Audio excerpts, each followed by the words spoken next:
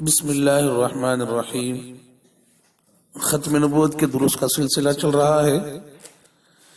مرزا قادیانی کی ذاتیات کے بارے میں کچھ تفصیل چل رہی ہے۔ دیکھیے، حرام مال ہی ہوتا ہے۔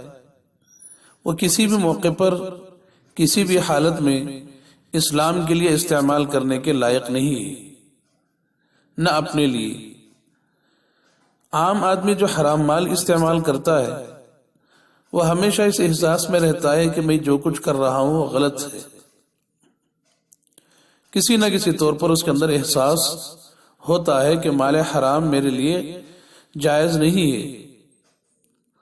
اور اسلام میں انتہائی پریشان کن حالات میں بھی نبی کریم صلی اللہ علیہ وسلم نے حرام مال کو استعمال نہیں کیا، بلکہ آپ علیہ الصلوۃ والسلام کا فرمان ہے، مسلم شریف کی روایت ہے کہ لا تقبل صلاة بغیر طہور ولا صدقۃ من غلول، یعنی نماز بغیر پاکی کے قبول نہیں ہے اور صدقہ حرام مال سے قبول نہیں۔ ایک جگہ آپ علیہ السلام کا ارشاد ہے، متفق علیہ روایت ہے مشکات شریف کی، کہ لا يقبل اللہ الا الطیبہ، اللہ تعالیٰ تو حلال و طیب ہی قبول کرتے ہیں۔ سود کی حرمت قرآن اور حدیث کا قطعی حکم ہے۔ سود کھانے والوں سے اللہ کا اعلان جنگ ہے، سورہ بقرہ میں موجود ہے یہ تفصیل۔ سودی کاروباری کرنے والوں کی آخرت بہت خراب ہے۔ یہ ٹھیک ہے کہ دنیا میں بے شمار لوگ سودی لین دین کرتے ہیں، لیکن قادیانی سود کھانے میں بھی نرالا تھا۔ اس نے کہا اشاعت دین میں سود کا استعمال جائز ہے، سیرت المہدی جلد نمبر 2 صفحہ نمبر 112۔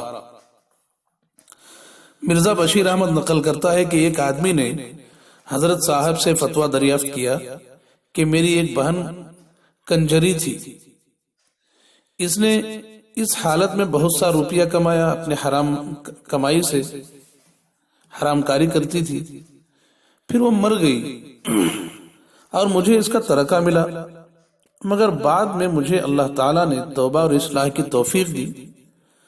اب میں اس مال کا کیا کروں؟ یہ پوچھنے والے نے پوچھا تھا مرزا قادیانی سے،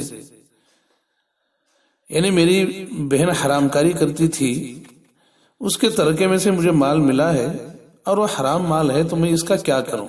جواب دیکھیے، مرزا بشیر احمد کی روایت، اس کے الفاظ ہیں، حضرت صاحب نے جواب دیا کہ ہمارے خیال میں اس زمانے میں ایسا مال اسلام کی خدمت میں خرچ ہو سکتا ہے۔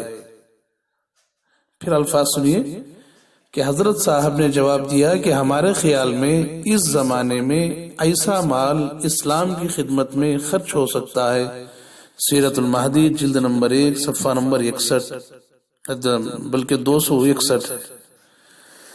تو یہ بات ہے کہ مرزا قادیانی نے حرام مال کو بھی نہیں چھوڑا، کسی بھی طرح بٹورنے کی اس نے کوشش کی۔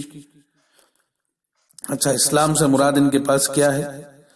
اسلام سے مراد ان لوگوں کے ہاں قادیانیت ہے۔ یہ مال نہ غریب مسلمانوں پر خرچ ہوگا، نہ اور کسی اور کام میں اسلام خرچ ہوگا، بلکہ صرف وہ دین جو قادیانی نے بنایا تو اس میں خرچ ہوگا۔ مطلب یہ ہوا کہ قادیانیت کو پھیلانے اور اس کی ترقی کے لیے حرام مال کا استعمال بالکل جائز ہے، اس کے اپنے کہنے کے مطابق، تاکہ قادیانی بے فکر ہو کر سود لیں، یا پھر یہ کہ لاٹری کھیلیں، جوا بازی کریں اور جو چاہے حرام کمائی کریں، لیکن مال ہمارے یہاں دے دیں تو پھر وہ مال پاک ہو جاتا ہے، انشورنس کے رقمیں حاصل کریں، جو چاہے کر لیں، قادیانیت کی ترقی کے لیے بے دریغ استعمال کریں۔ سود کھانے والے لوگ جو عوام لوگ ہیں وہ تو اس طرح نہیں کہتے ہیں۔ ان سے اگر پوچھو کہ بھائی سود لیتے ہو، تمہارا یہ سود لینا جائز ہے یا نہیں ہے، تو کہیں گے کہ ہمارا سود لینا جائز نہیں ہے۔ وہ تو اسے تسلیم کریں گے کہ یہ حرام مال ہم کھا رہے ہیں، مگر یہاں تو بات ہی کچھ اور ہے۔ اللہ تعالیٰ ہمیں حرام چیزوں سے بھرپور حفاظت عطا فرمائے، اور ان ایسے لوگوں سے بھی خاص کر حفاظت عطا فرمائے جو حرام چیزوں کو حلال بتا کر لوگوں کو دھوکہ دیتے ہیں اور مال بٹورتے ہیں۔ وآخر دعوانا ان الحمد للہ رب العالمین۔